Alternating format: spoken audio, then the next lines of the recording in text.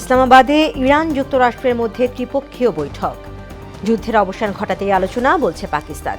Tehran পুরোপুরি বিপর্যস্ত, মন্তব্য ট্রাম্পের। সংরক্ষিত নারী আসনে ত্যাগীদের প্রাধান্য দেবে বিএনপি। মানুষের অধিকার আদায়ে সরকারকে ছাড় না দেওয়ার ঘোষণা জামায়াতের। হামে 24 ঘণ্টায় আরও 2 শিশুর মৃত্যু, মোট প্রাণহানি 144।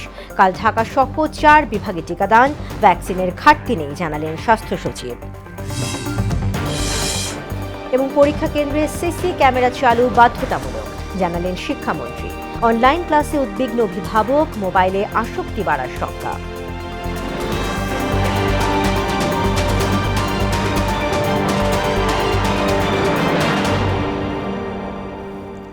আসসালামু আলাইকুম, মোহনা সংবাদে সবাইকে স্বাগত। শুনছিলেন শিরোনাম, পুরো সংবাদে আছি আমি তাসমিয়া জেরিন। এবার বিস্তারিত। শুরুতেই আন্তর্জাতিক। ইসলামাবাদে যুক্তরাষ্ট্র এবং ইরানের কর্মকর্তাদের মধ্যে এবার সরাসরি আলোচনা শুরু হয়েছে। পাকিস্তানের নিযুক্ত ইরানি রাষ্ট্রদূত রেজা আমিরি মুকাদ্দেম বলেন, তেহরানের বিরুদ্ধে অবৈধ যুদ্ধের অবসান ঘটাতেই এই আলোচনা। এদিকে আলোচনার ঠিক আগ মুহূর্তে মধ্যপ্রাচ্যের মিত্র দেশে যুদ্ধ বিমান মোতায়েন করল পাকিস্তান। অন্যদিকে আল্লাহর প্রশংসা করে ডোনাল্ড ট্রাম্প বলেন, ইরান পুরোপুরি বিপর্যস্ত হয়ে গেছে। ঐশী আলমের ডেস্ক রিপোর্ট।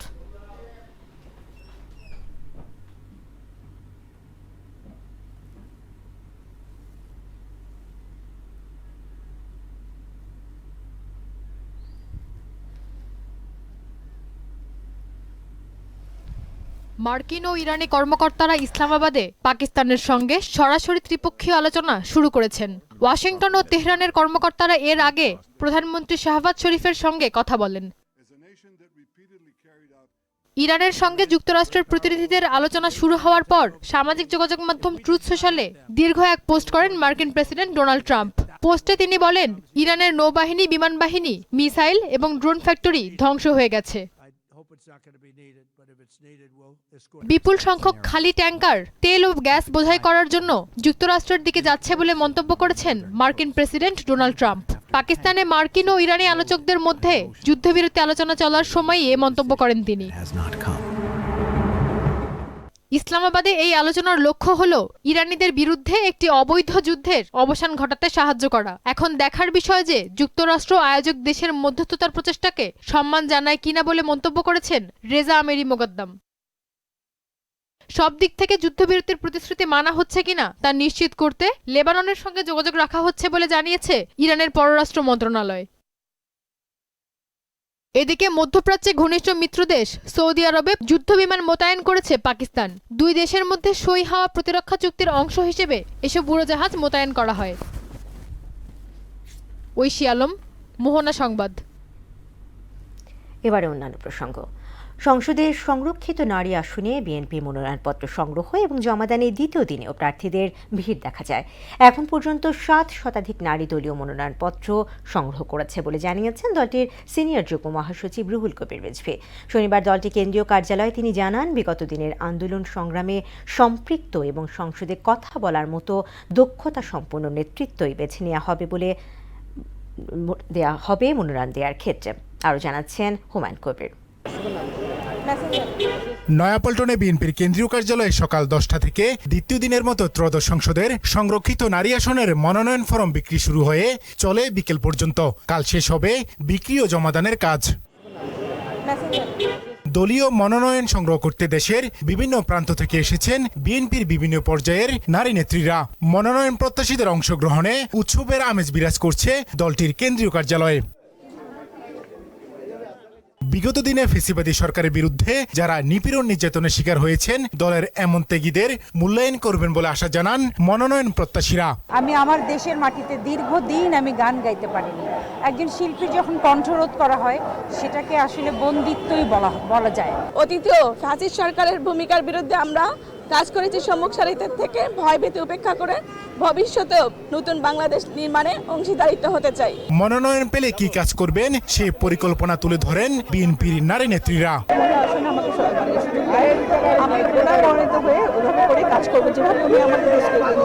আমার ভিতরের যে কষ্ট, রাগ, ক্ষোভ, বাংলাদেশ থেকে সমস্ত ধরনের গুম, খুন, বিচার বহির্ভূত হত্যা এগুলো চিরতরে নির্মূল আমি ইনশাল্লাহ করতে চাই।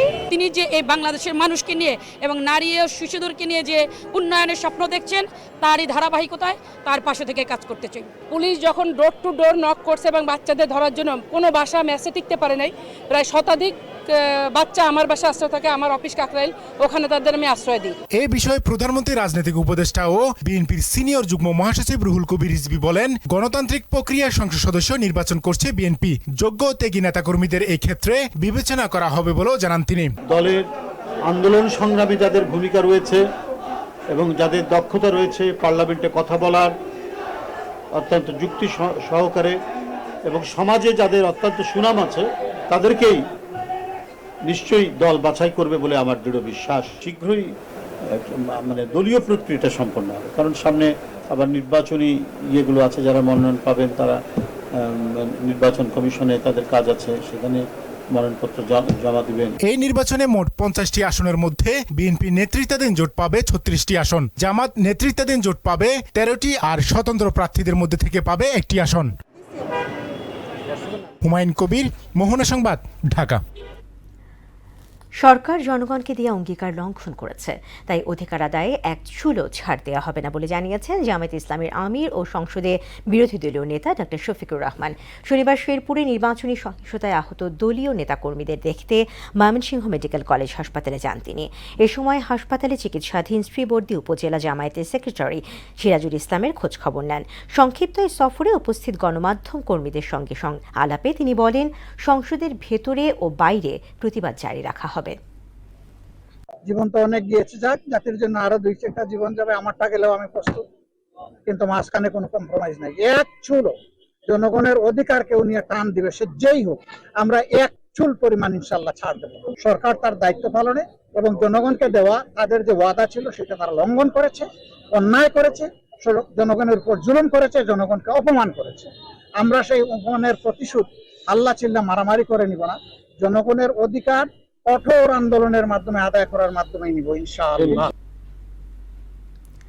কাল ঢাকা সহ 4 বিভাগীয় শহরে শুরু হবে হামিদ টিকাদান কর্মসূচি।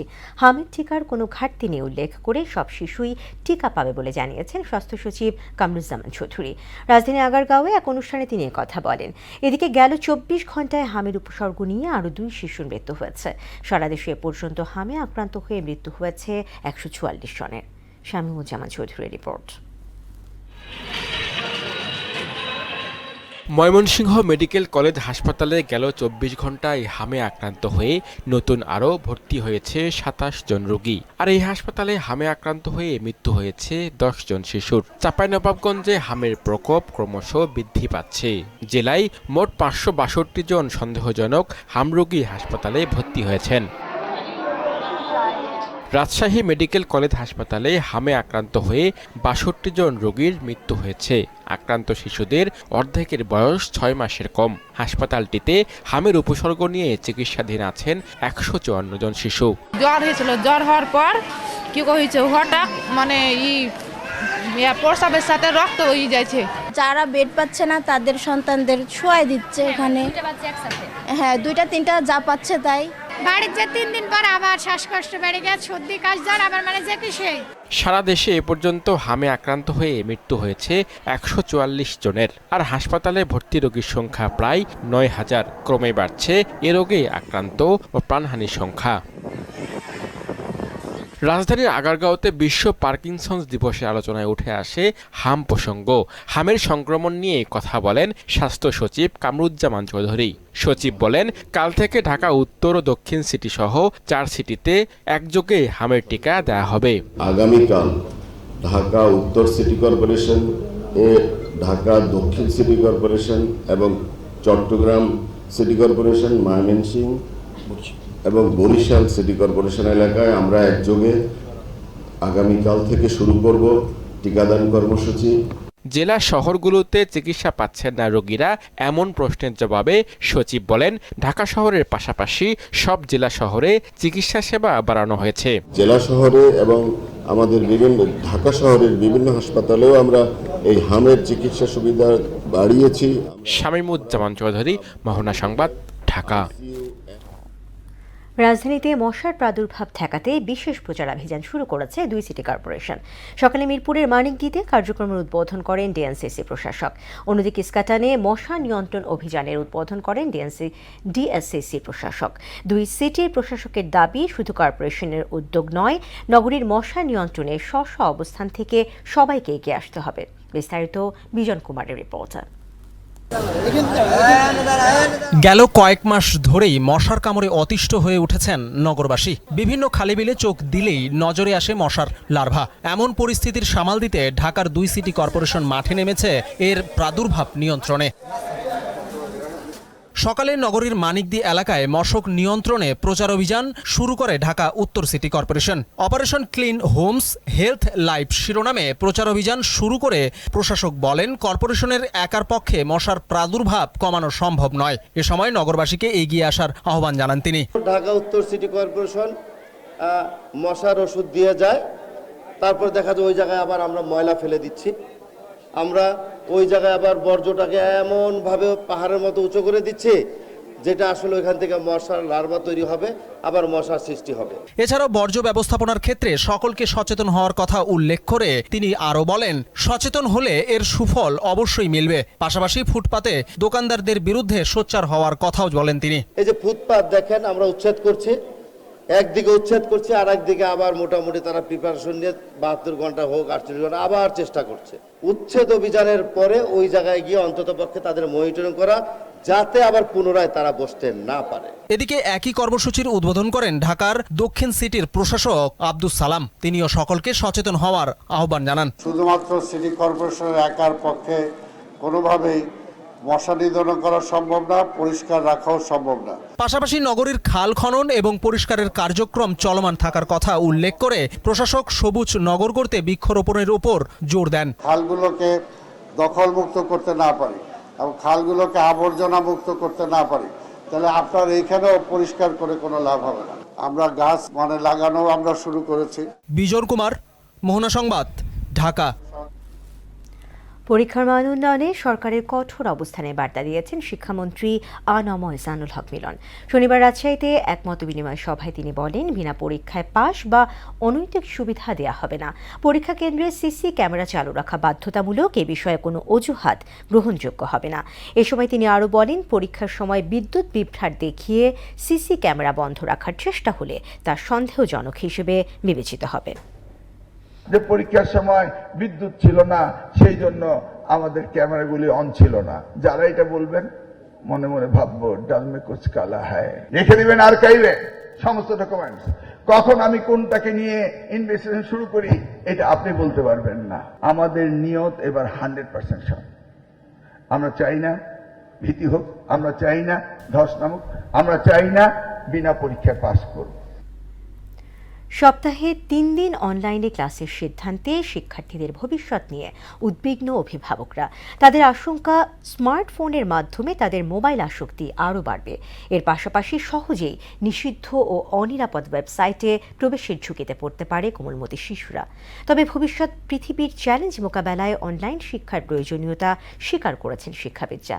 একই সঙ্গে তারা জোর দিচ্ছেন ক্ষতিকর ওয়েবসাইট নিয়ন্ত্রণ এবং নিরাপদ ডিজিটাল পরিবেশ নিশ্চিত করার উপর। নাজমুল ইসলামের প্রতিবেদন। বৈশ্বিক জ্বালানি সংকট, তীব্র যানজট ও ভবিষ্যৎ প্রযুক্তি নির্ভর শিক্ষা ব্যবস্থার কথা বিবেচনায় পরীক্ষামূলকভাবে অনলাইন ও সশরীরে শিক্ষা কার্যক্রম চালুর সিদ্ধান্ত নিয়েছে শিক্ষা মন্ত্রণালয়। তবে অনলাইন ক্লাস চালুর পরিবর্তে সশরীরে পাঠদান চালু রাখার দাবি জানিয়েছে অভিভাবকরা। তাদের মতে অনলাইন ক্লাসে শিক্ষার্থীদের মনোযোগ ধরে রাখা কঠিন, ফলে পড়াশোনার মানে প্রভাব পড়তে পারে। আমাদের বাচ্চারা মোবাইল নিয়ে কতটুকু দুষ্টামি করছে, তার চেয়ে বড় কথা হলো ওদের চোখের 12টা বেজে গেছে। একবার আমরা তো ডিভাইস দিয়েছি, আমরা আসলে খুব একটা উপকৃত হই নাই। সরকার তো চায় না যে স্কুলের অফলাইন বা অনলাইনে ক্লাস করার জন্য, কিন্তু অনলাইনে ক্লাস করতে বাধ্য হচ্ছে যে ফুয়েলের কনজাম্পশনের জন্য। মোবাইল ফোনের অতিরিক্ত ব্যবহার শিক্ষার্থীদের মধ্যে আসক্তির ঝুঁকি বাড়তে পারে। একই সঙ্গে অনিয়ন্ত্রিত ইন্টারনেট ব্যবহারের ফলে তারা নিষিদ্ধ সাইটে প্রবেশ করে অপরাধমূলক কর্মকাণ্ডে জড়িয়ে পড়ার আশঙ্কাও রয়েছে বলে মনে করছেন অভিভাবকরা। আমার মনে হয় যে মোবাইল হাতে দিলে ওরা অন্যদিকেও মুভ হয়, মেয়েরা বিশেষ করে অনেক বাচ্চা আছে অনলাইনে মনোযোগ দেয় না, অনলাইন ক্লাসে ঠিকই বসছে কিন্তু অন্য জায়গায় চিটিং করতেছে। এদিকে সরকারি নির্দেশনাকে স্বাগত জানিয়ে অনলাইনে ক্লাস নিতে সব ধরনের প্রস্তুতি সম্পন্ন হয়েছে বলে জানিয়েছে ভিকারুন নিসা নুন স্কুল অ্যান্ড কলেজের অধ্যক্ষ মাজেদা বেগম। টিচারদের স্কুলে সেই ক্লাস নিতে হবে, সেক্ষেত্রে হয়তো কিছুটা সময় আমি চেয়েছি যে আমাদের সময় লাগবে। এই সময়ে যদি আমাদের একটু সময় দেওয়া হয় তাহলে আমাদের অনলাইন ক্লাসগুলো অন্তত আমরা এই সপ্তাহখানে যদি সময় পাই তাহলে ওয়াইফাই এবং আদার কানেকশন করে ক্লাস ভিত্তিক আমরা ক্লাসগুলো আরম্ভ করতে পারবো। অপরদিকে ঢাকা বিশ্ববিদ্যালয়ের শিক্ষা ও গবেষণা ইনস্টিটিউটের এই অধ্যাপক মনে করেন ভবিষ্যৎ বড় ধরনের দুর্যোগ মোকাবেলায় অনলাইন শিক্ষা কার্যক্রমের চর্চা সময় উপযোগী। তবে শিক্ষার্থীদের জন্য স্মার্টফোন ব্যবহার নিরাপদ করতে ক্ষতিকর অ্যাপ ও অনিরাপদ ওয়েবসাইট নিয়ন্ত্রণে আনার তাগিদও দিয়েছেন তিনি। তাদের আসক্তিটি কোন ধরনের কন্টেন্টে, আমরা যদি সেটি আইডেন্টিফাই করে নেগেটিভ যদি চরিত্র গঠনের ক্ষেত্রে যেগুলা হুমকি স্বরূপ, নৈতিকতার যেগুলো পরিপন্থী ওই ধরনের কন্টেন্টগুলো যদি আমরা অ্যাক্সেস বন্ধ করে দিতে পারি তাহলেই শিক্ষার্থীরা মোবাইল আসক্তি থেকে অনেকটাই বেরিয়ে আসবে বলে আমরা মনে করি। প্রাথমিকভাবে মহানগরীর নির্ধারিত কিছু শিক্ষা প্রতিষ্ঠানে চালু হচ্ছে অনলাইন শিক্ষার এই কার্যক্রম। এতে সপ্তাহে 3 দিন অনলাইনে এবং বাকি 3 দিন সশরীরে পাঠদান কার্যক্রম পরিচালিত হবে। নাজমুল ইসলাম, মোহনা সংবাদ, ঢাকা। দেশে সিন্ডিকেটের মাধ্যমে আর বাজার নিয়ন্ত্রিত হবে না বলে জানিয়েছেন শিল্প ও বাণিজ্য মন্ত্রী খন্দকার আব্দুল মুক্তাদির। সকালে সিলেট নগরের টিলাগড়ে জেলা প্রশাসন এবং কৃষি সম্প্রসারণ অধিদপ্তরের উদ্যোগে দেশের প্রথম সরাসরি কৃষক বিক্রয় কেন্দ্র কৃষকের হাট উদ্বোধনকালে তিনি কথা বলেন। মন্ত্রী বলেন, আমদানি নির্ভর পণ্যের বাজার স্থিতিশীল রাখতে দেশের পুরো সাপ্লাই চেইন AI মডেলের আওতায় আনা হবে। এর মাধ্যমে বাজার নজরদারি সহজ হবে এবং বাজার পরিস্থিতি স্থিতিশীল থাকবে। বাজারের এই অব্যবস্থাপনাটা দূর করার উদ্দেশ্যে আমরা সিলেটে একটা পাইলট প্রকল্প হিসাবে এই কৃষকের হাটের উদ্যোগটা নিয়েছি, যাতে কৃষক সরাসরি এসে ভোক্তার কাছে তার পণ্যটি বিক্রি করতে পারেন। এতে কৃষকও ভালো দাম পাবেন, যারা কিনবেন তারাও ভালো দাম পাবেন। একটা পণ্য ব্রাজিল থেকে আসলো চিনি বা ভোজ্য তেল আসলো অন্য কোনো এক জায়গা থেকে, তারপরে সেটা চিটাগংয়ে নামলো, বাংলাদেশের বিভিন্ন জায়গায় সেটি যাবে, তারপরে পাইকারি হয়ে খুচরা পর্যায়ে বিক্রি হবে। এই পুরো সাপ্লাই চেইনটা আমরা একটা AI জেনারেটেড মডেলে নিয়ে আসবো। সপরিবারে বেইলি রোডে শিকড় চিলড্রেন্স থিয়েটার প্রযোজনায় শিশুদের নিয়ে এক প্রাণবন্ত অনুষ্ঠানে অংশগ্রহণ করেন প্রধানমন্ত্রী তারেক রহমান। সন্ধ্যায় তারা শিশুতোষ নাটকটি দেখতে যান। শিশুদের সঙ্গে প্রাণবন্ত অনুষ্ঠান উপভোগের বিষয়টি নিশ্চিত করা হয় বিএনপির মিডিয়া সেলের পক্ষ থেকে। সব ধর্মবর্ণের মানুষ যাতে প্রাণ খুলে উৎসব উদযাপন করতে পারে এমন একটি পরিবেশ নিশ্চিতে সরকার কাজ করছে বলে জানিয়েছেন আইনমন্ত্রী আসাদুজ্জামান। দেশকে সামনে এগিয়ে নিতে সকলকে ঐক্যবদ্ধ থাকার আহ্বানও জানান তিনি। আর সংস্কৃতি প্রতিমন্ত্রী আলী নেওয়াজ মাহমুদ বলেন, উগ্র জাতীয়তাবাদ পরিহার করে সবাইকে উদার জাতীয়তাবাদ ধারণ করতে হবে। সন্ধ্যায় রাজধানীর মিরপুরে বনফুল আদিবাসী স্কুল অ্যান্ড কলেজে বিজু, বৈশ্য, সাংগ্রাই, বিহু, চংরান এবং বিশ্ব মেলায় তারা এসব কথা বলেন। পাহাড়ের মানুষের ছোট বড় যারাই আছেন তাদের যত নিজস্ব সংস্কৃতি আছে সেটাকে আরো বেশি বিকশিত করা, সেটাকে আরো বেশি প্রস্ফুটিত করা আমাদের কাজ। ঋতু থেকে বৈশাখী যে কয়দিন থাকে, এই কয়দিন সময়ে যাতে বাংলাদেশের মানুষ প্রাণ খুলে সমস্ত ভয় শঙ্কার ঊর্ধ্বে উঠে উৎসব পালন করতে পারে, সেরকম একটি পরিবেশ আমরা নিশ্চিত করতে চাই। চাঁদাবাজদের তালিকা তৈরি করেছে র্যাব।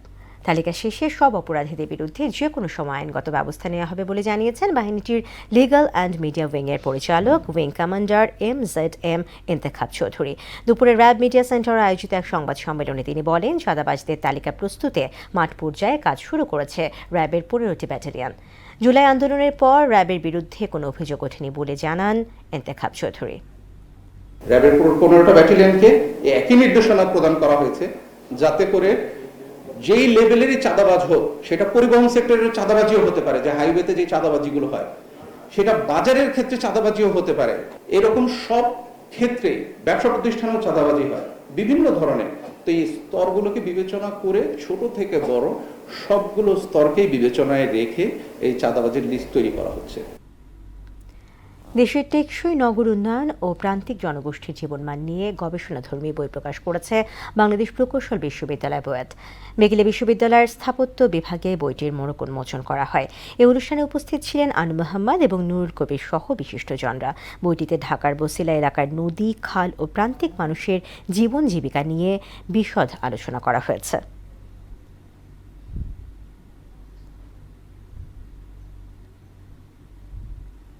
খেলার খবর ক্রিকেট। নিউজিল্যান্ডের বিপক্ষে ওয়ানডে সিরিজকে সামনে রেখে প্রথমে 2 ম্যাচের জন্য দল ঘোষণা করেছে বিসিবি। দুপুরে এক সংবাদ বিজ্ঞপ্তিতে আসন্ন সিরিজের প্রথম এবং দ্বিতীয় ওয়ানডে এর জন্য 15 সদস্যের দল প্রকাশ করেছে বিসিবি। অধিনায়কত্ব করবেন মেহেদী হাসান মিরাজ। সর্বশেষ পাকিস্তান সিরিজের স্কোয়াড অপরিবর্তিত রেখেছেন নির্বাচকরা। 3 ওয়ানডে এবং 3টি টি20 ম্যাচের সিরিজ খেলতে আগামী 13 এপ্রিল নিউজিল্যান্ড ক্রিকেট দল ঢাকায় পৌঁছাবে। ওয়ানডে সিরিজের ম্যাচগুলো মিরপুরে 17, 20 এবং চট্টগ্রামে 23 এপ্রিল অনুষ্ঠিত হবে।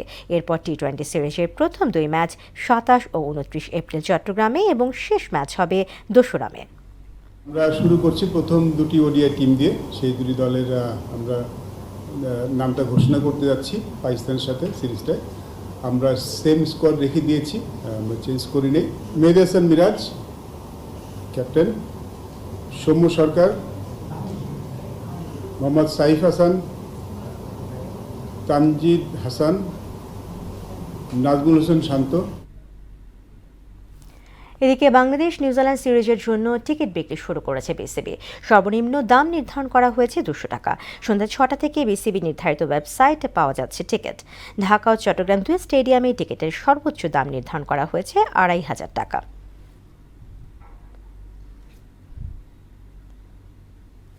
শেষ করব মোহনা সংবাদ, যাবার আগে শিরোনামগুলো আরও একবার।